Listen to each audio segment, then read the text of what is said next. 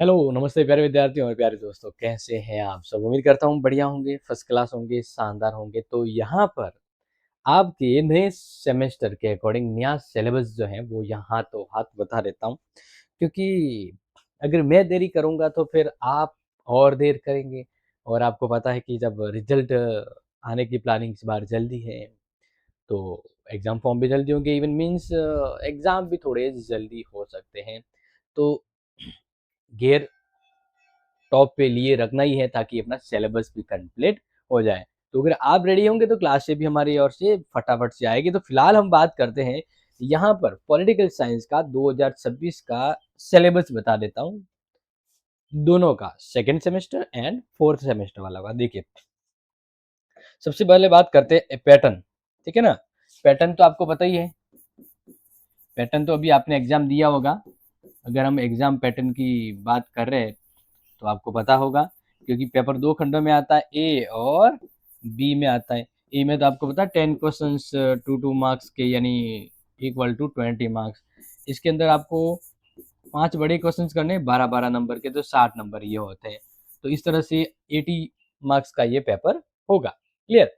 Okay. But अब हम बात करते हैं सिलेबस के बारे में। बहुत ही ईजी सिंपल सा सिलेबस है। अगर यकीन माने तो ये सिलेबस आपने पढ़ा है, बिल्कुल। अगर मैं आपको बात करूं, आपने फर्स्ट सेमेस्टर में फर्स्ट सेमेस्टर में जो स्किल कोर्स लिया होगा ना, इंट्रोडक्शन टू इंडियन कॉन्स्टिट्यूशन, तो अपनी पहली इकाई तो वही है। आप कहेंगे सर ये तो इंग्लिश में, हिंदी में बता दीजिए।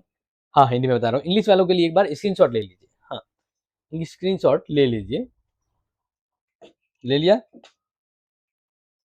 चलो, तो इस बार अपना सेकेंड सेमेस्टर का पॉलिटिकल का सिलेबस है भारतीय संविधान और शासन की समझ। क्लियर? भारतीय संविधान के संबंध में तो आपने स्किल कोर्स का पढ़ा ही होगा। ये यूनिट फर्स्ट तो आपने काफी पढ़ लिया है, लेकिन अभी सिलेबस है तो हमें 2 3 4 5 यूनिट पूरा का पूरा पढ़ना है। और ये बहुत ही अच्छा सिलेबस है। आपके जैसे आप कोई तैयारी भी कर रहे हो ना, इंडियन गवर्नमेंट या स्टेट गवर्नमेंट की, तो ये बहुत इंपॉर्टेंट है और हर एक को ये पढ़ना चाहिए सिलेबस। देखिए, पहली यूनिट के अंदर पढ़ना है संविधान निर्माण सभा और भारतीय संविधान का निर्माण, प्रमुख मुद्दे, दृष्टिकोण, इसके अलावा उद्देशिका, भारतीय संविधान की विशेषता, मौलिक अधिकार, कर्तव्य और नीति निर्देशक तत्व। इकाई 2 में संघीय कार्यपालिका, राष्ट्रपति, प्रधानमंत्री, मंत्री परिषद की शक्तियां, कार्य एवं परस्पर संबंध। थर्ड यूनिट में है संसद, लोकसभा और राज्यसभा के गठन शक्तियां, फिर उच्चतम न्यायालय, गठन शक्तियां एवं न्यायिक पुनरावलोकन, फिर ये न्यायिक सक्रियता, फिर इसके अलावा एक और इम्पोर्टेंट दिया है निर्वाचन आयोग, तो इनके चुनाव सुधार, कृत्रिम बुद्धिमत्ता और लोकतांत्रिक प्रक्रिया। फिर इकाई नंबर 4 है संघवाद, भारतीय संघ में राज्यों की स्थिति, जैसे केंद्र, राज्य, नई प्रवृत्तियां और विकास। इसके अलावा स्वायत्तता की मांग, फिर है राज्यपाल की शक्तियां, संघीय व्यवस्था विकास में उसकी भूमिका।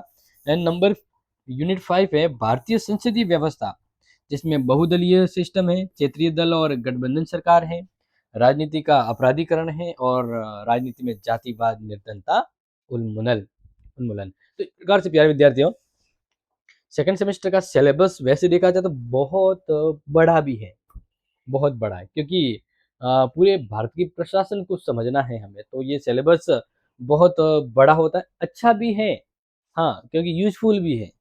तो अगर कंटिन्यू रहे तो हम क्लासें भी कंटिन्यू आपके लेते रहेंगे, और क्योंकि पढ़ाना आपको, जब आप कंटिन्यू क्लास लेने के लिए उत्साहित होंगे तो हम लेंगे। हाँ, इसके अलावा आपको आज से अगर ये क्लासें देखनी है तो हमारे ओल्ड प्लेलिस्ट बनी हुई है, मतलब पिछले साल की, तो वो प्लेलिस्ट में आपको कंटेंट मिल जाएँगे। चलो बात करते हैं फोर्थ सेमेस्टर का।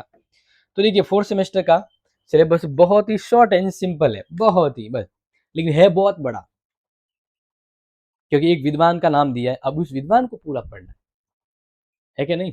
बिल्कुल। तो देखिए, यहाँ पर इंग्लिश हिंदी दोनों एक ही स्लाइड में आ गई। सिलेबस का नाम है Indian political thought, Indian political thought. इसके अंतर्गत पहली यूनिट जो है अपनी, इकाई फर्स्ट, उसमें हमें पढ़ना है कौटिल्य, मनु, कौटिल्य और शुक्र। फिर इकाई नंबर 2, जिसमें पंडित रमाबाई, बाल गंगाधर तिलक और स्वामी विवेकानंद को पढ़ना है। फिर इसी तरह इकाई नंबर 3 जो है, मोहनचंद करमचंद गांधी, अरविंद घोष और Periyar, E V Ramaswamy. Next unit number 4 में जो आपको पढ़ेंगे वो है विनायक दामोदर सावरकर, जवाहरलाल नेहरू और डॉक्टर भीमराव अंबेडकर। इसके अलावा अगेन यूनिट नंबर 5 जो है जयप्रकाश नारायण, राम मनोहर लोहिया एंड दीनदयाल उपाध्याय। तो आपके लिए भी सिलेबस चैलेंजिंग है, बट चैलेंज तो ज़रूरी है क्योंकि इसके बिना तो फिर लाइफ आगे बढ़ती नहीं है। तो लाडलो मैं आपको बता देता हूँ कि ये सिलेबस आपके लिए बेस्ट है, अति उत्तम है। हम आपको चाहेंगे कि ये क्लासें आपके लिए रेगुलर हैं। इसके अलावा आपको बता देते हैं कि हमारी ओल्ड क्लासें इस चैनल पर अवेलेबल हैं और अगर आपको किसी भी प्रकार के सब्जेक्ट के नोट चाहिए तो आपको पता ही है क्लासी सेट ऐप अवेलेबल है जहाँ कंटेंट अवेलेबल है। लेकिन 2026 की क्लासेस वो हम अभी जल्द शुरू करने वाले हैं।